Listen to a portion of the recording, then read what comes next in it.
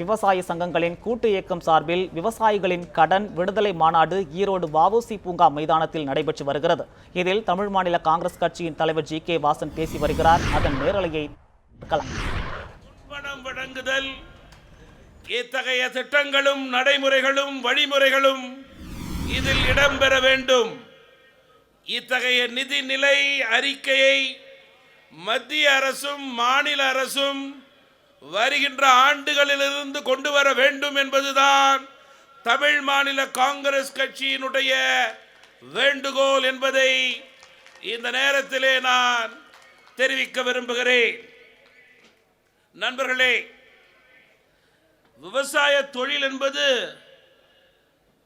இன்றைக்கு என்னமோ விரும்பத்தகாத தொழிலாக, வேண்டாத தொழிலாக மாறி வருகிறது. ஒரு டாக்டர் தன் மகனை டாக்டராக உருவாக்க விரும்புகிறார். ஒரு என்ஜினியர் தன் மகனை இன்ஜினியராக்க விரும்புகிறார்.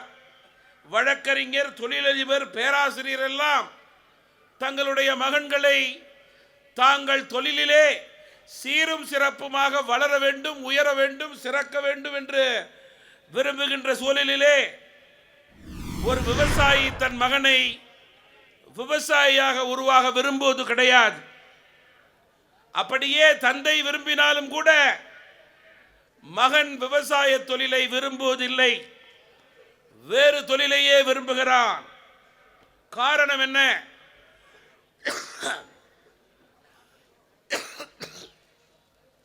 வெயிலிலே காய்ந்து, மழையிலே நனைந்து, நோயிலே வாடி, பாயிலே படுத்து, கடனிலே மூழ்கி, கவலையிலே ஆழ்ந்து போகிறான்.